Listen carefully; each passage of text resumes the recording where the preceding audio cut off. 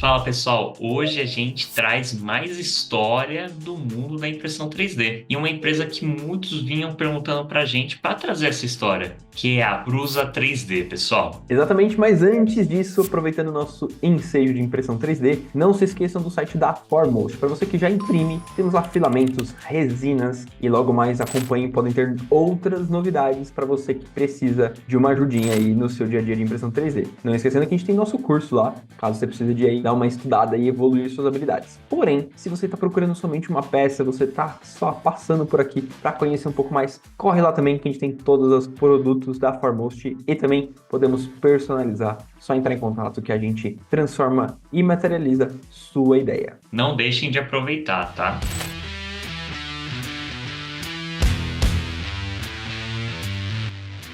Nessa linha da impressão 3D, a gente não poderia deixar de fazer um vídeo específico da Prusa aqui no canal, pessoal. A Prusa, por mais que não seja tão popular aqui no Brasil, tem bastante robustez lá fora. Então é importante a gente trazer essa história, porque quem sabe ela não adentre no mercado nacional com maior volume, né? A gente sabe que ainda a Creality, as Enders tomam conta ainda aqui no Brasil, mas a Prusa ela tem um papel fundamental, principalmente na história da impressão 3D. E um cara específico foi responsável por essa criação, que é o Josef Prusa, na República Tcheca, lá em 2012. Só que antes disso, ele fez parte de um movimento de impressão 3D que fez com que a gente tivesse mais acesso a essas impressoras 3D. O Josef Prusa, que não é tão velho, ele nasceu em 1990. Ele estava lá cursando em 2009 a sua faculdade de economia e ele era já um hobbyista de impressão 3D. Mas aí ele se afilia a uma fonte imensurável de conhecimento de impressão 3D, que de onde surgiu diversas outras pequenas marcas, como Stratasys e também a própria MakerBot,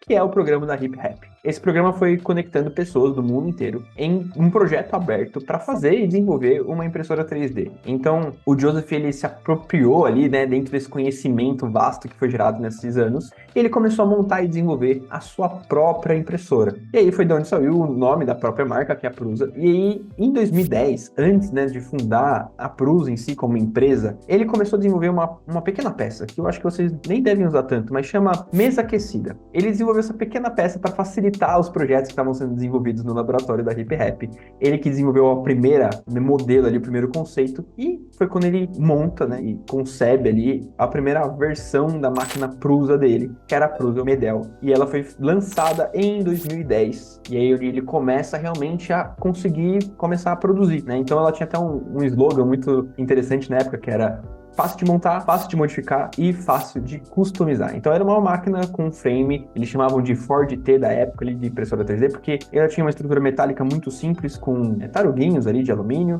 onde você comprava os conectores e montava os eixos, os motores, baixava ali os layouts da internet, e aí você tinha a sua máquina pronta, comprava ali alguns equipamentos, super rápido, super barato, e você depois poderia evoluir esse projeto. Então esse foi o grande conceito da primeira máquina que ele desenvolveu, e aí, obviamente, isso tudo código aberto, todo mundo compartilhando e evoluindo as informações, muito parecido com a história lá da MakerBot que a gente viu. Vamos deixar aqui um vídeo aqui em cima que a gente já falou sobre um pouquinho sobre ela. E aí ele desenvolve em 2012, efetivamente, a Prusa i3. Essa sim foi a que revolucionou e deu um start, pontapé inicial como empresa mesmo. E sabe o que é legal? Por ser um modelo open source, é um modelo muito aberto a feedbacks. Então, toda evolução e modelos da Prusa vão ser baseados nos feedbacks dos próprios usuários, dos próprios clientes, de quem a Prusa vende o projeto, de quem às vezes está trabalhando com um projeto aberto e vê, poxa, tem esse ponto de melhoria, vão indicar para que de fato nas próximas máquinas a gente consiga ter uma melhor eficiência e eficácia. Tanto que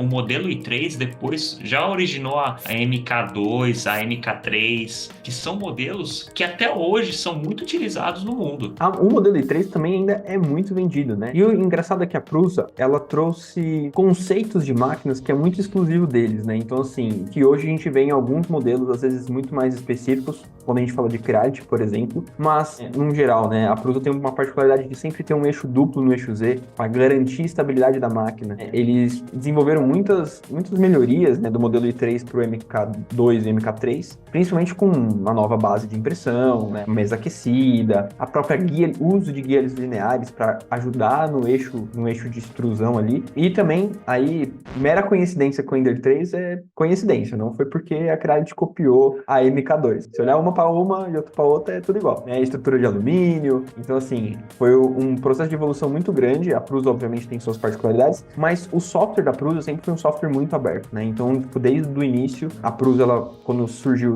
também a Prusa Research. Então, tipo, esse laboratório de pesquisa em Praga que eles têm uma comunidade muito ativa. Então, a comunidade que usa a Prusa, eles recebem os feedbacks e eles aplicam os feedbacks, e isso foi sempre evoluindo na história da Prusa, né? Então, MK2 e MK3 saiu lá em 2016, a Prusa ainda produzia em torno de umas 800 impressoras por mês, porém, ela foi evoluindo tão rápido, que ela começou a fazer evoluções e patentear alguns dos recursos que todo mundo conhece hoje em dia, né? Então, algum deles aqui é a recuperação por falta de energia. A Prusa foi a primeira que fez, né? Sensor de falta de filamento, ela foi a primeira que colocou, além dos designs mecânicos um pouco mais arrojados e estruturantes ali para garantir que a impressora tivesse todo o potencial que ela pudesse extrair, né? E o Luiz tocou num ponto bem legal, que é o design. Hoje, quando a gente olha uma máquina Prusa, é muito fácil de reconhecer. Quando a gente fala de design, não é só o design mecânico, não. É um design da imagem, da marca. Talvez seja uma das marcas da impressão 3D mais fáceis de detectar você olhando logo de cara. Óbvio que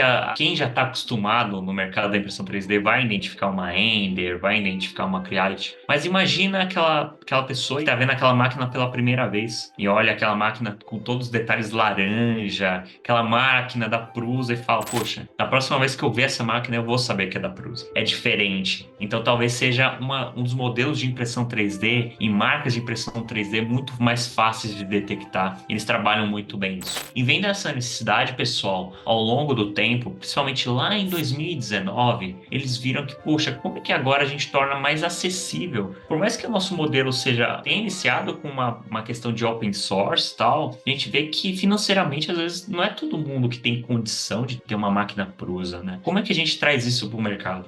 Foi quando eles trouxeram e inovaram com a questão do modelo mini, pessoal. Eles trouxeram a máquina mini para que, de fato, aquelas pessoas que, poxa, eu não preciso de uma máquina tão grande, quero iniciar no mundo 3D, como é que eu faço? Às vezes eu quero só ter um modelo de bancada. E isso foi algo que inovou naquele momento. Hoje, algumas marcas já estão trabalhando nesse modelo e isso vão ter vídeos e acompanhem no canal que a gente vai falar dessas marcas. Toda coincidência com a Bambu Labs também é uma coincidência. Ninguém copiou ninguém. Mera coincidência, pessoal, mera coincidência. Mas reparem que ao longo da história a Prusa realmente trabalhou com pioneirismo. E quando esse pioneirismo de certa forma dá certo, outras marcas vão copiar. E óbvio que com seus próprios temperos. Mas sempre a marca Prusa, a identidade Prusa vai estar naquele modelo.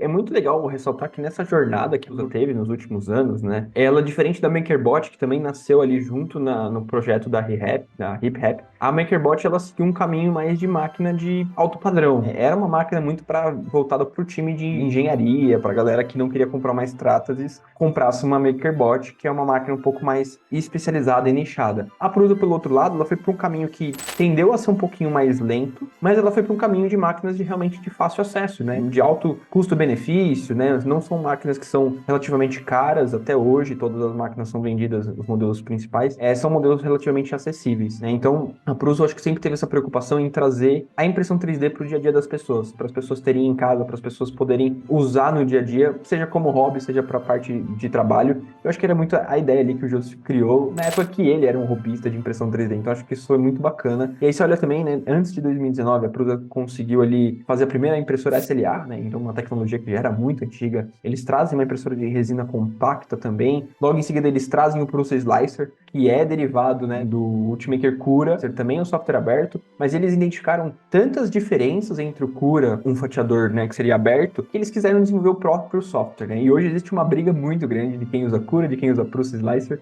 Existem diferenças dos dois. Eu acho que depende muito do que você está habituado a fazer a sua programação, mas tem muita gente que é fã total do Prusa, apesar de ele não ter uma parte didática ali muito fácil de mexer, mas ele é um software que você consegue customizar muito a configuração, às vezes muito mais do que o próprio Cura ali, pelo menos no primeiro momento. Então isso é muito bacana, essa preocupação sempre que a Prusa tem de trazer isso para o dia a dia, né? Então a Mini, acho que foi a versão que também bombou, né, em 2019 e deu uma alavancada muito grande na Prusa. Apesar, né, a gente já falou ali algumas vezes do site da Prusa, né, onde ele tem ali os STLs, e ali é engraçado que é um site para você pegar STLs de pessoas que desenharam para impressão 3D e que fizeram impressão 3D. Então, tipo assim, são STLs muito bons, preparados para você fazer para uma impressão 3D, diferente de outros sites que tem modelos aleatórios ali. Então, acho que esse ecossistema que a Prusa está montando é muito interessante para você que está começando agora, né?